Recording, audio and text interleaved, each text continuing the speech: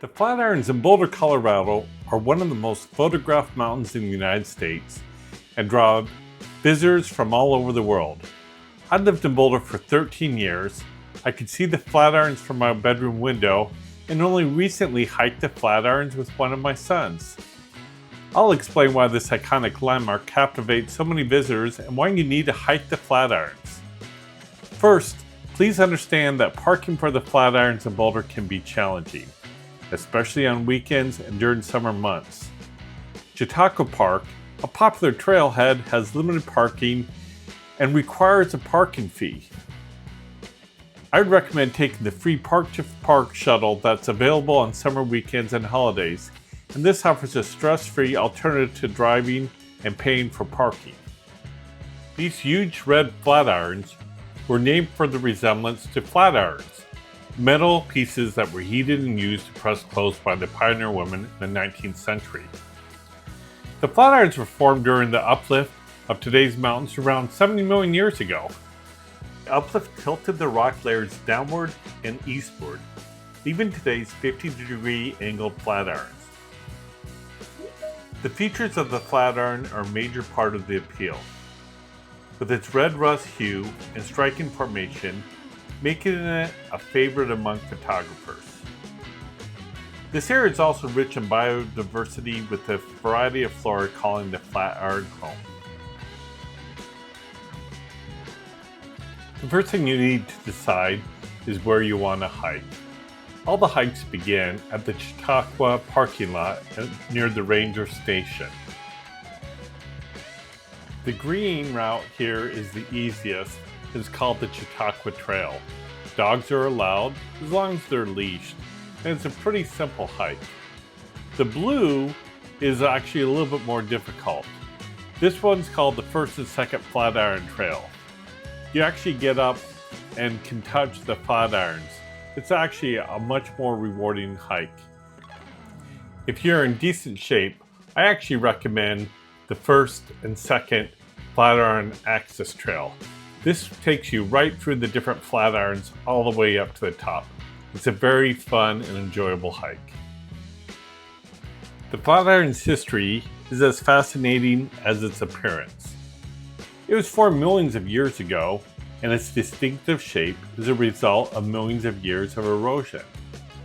I stopped by the ranger station before we hiked.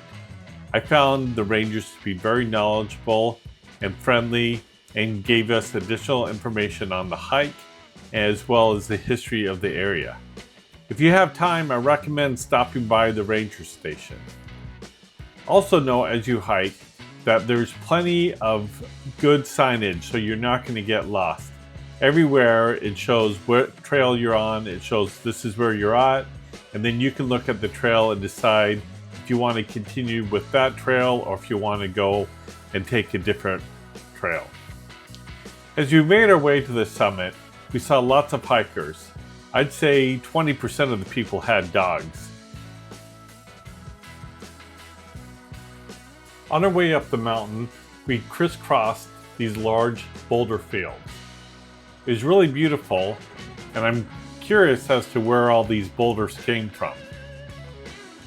If you know the history behind how all these boulders got onto the mountain, leave a comment and let me know, because there sure are a lot of boulders and these are all ginormous.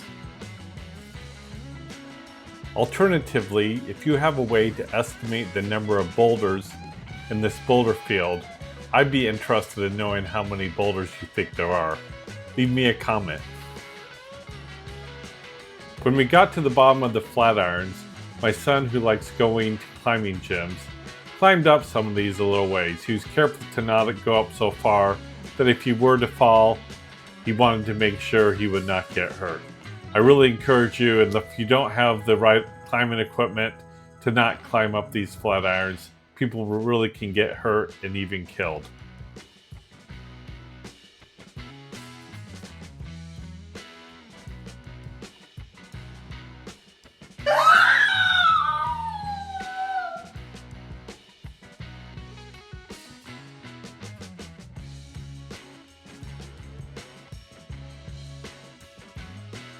long as you stay on the trail and don't do anything stupid, this is a very safe hike. They have everything well marked. They have steps in places that it's too steep to be able to climb without steps. You can see my son going up these steps. On the day that we were there, it was a bit rainy. Everything was slick. We always felt safe while we were hiking. It actually made it more comfortable and cool, but we didn't see any climbers on the Flatiron. So that's the one negative. And if you want to see people climbing up this thing, you probably want to go on a day when there's not rain, so you can see people climbing up the Flatirons.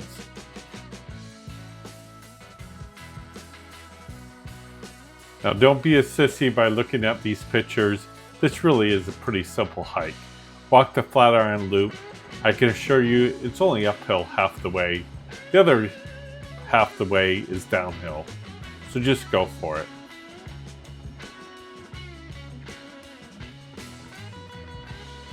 If you did crisscross a number of these boulder fields, they have a different look depending on where you crisscross. But every place it was pretty amazing just to be able to see the size of these boulders. These are many tons, each of these boulders. So it's pretty fun to be able to look at. Do dress appropriately. I recommend hiking boots, although I noted a lot of people just wore their tennis shoes. Make sure you bring water and be prepared that it may rain up there. The only difficult part of the entire hike is this section, almost when you get to the very top of the mountain. It's not too hard going up. You can see that there's little places that they've carved into the mountain so you can get some toe holds. But coming down, it's a little bit challenging. My son's going to demonstrate how you come down. I do not do it the way he does. He likes going down facing away from the mountain. I think the safer thing is to face toward the mountain, but it's a little bit challenging. Just be safe on your way down. There's a lot of hikers on this trail. There's a group that was hiking right after us. You can see them coming down as well. For some reason, everybody likes hiking and coming down this steep part, facing away from the mountain, but I actually think it's much easier to face towards the mountain.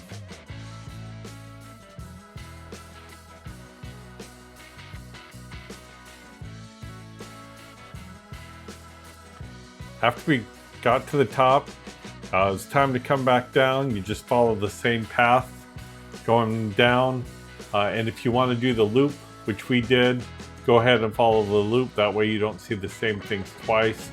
You do have to go through some of these boulder fields. There's no other way to get down, but I thought those were pretty cool to be able to hike through anyway.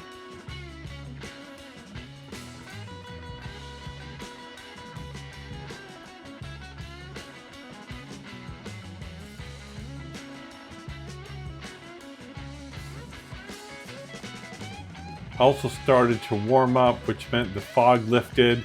We had a pretty good view of the city. We could see CU on the way down, and we could see all the homes and all of Boulder because the fog had lifted, which made the hike down in many ways much better than the hike up when it was really foggy and you couldn't even see the city. As you continue to hike south, you'll eventually pass several more rock fields, which are beautiful. And then you'll hike and continue to come to the third Flatiron. This is very famous for rock climbing and had a 100-foot CU painted on it since the 1940s. When I was growing up, I could always see that CU. It's been since camouflaged by more paint, but you can see the slight outline in the rock.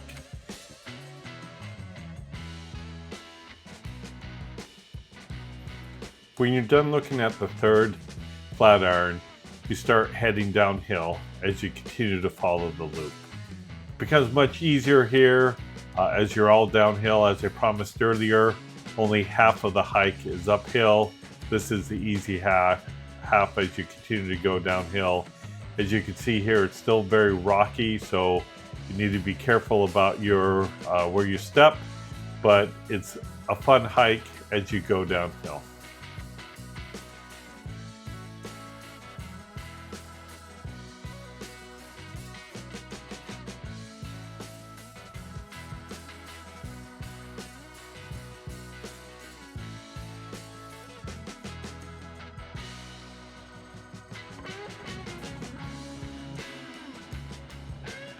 Thank you very much for watching.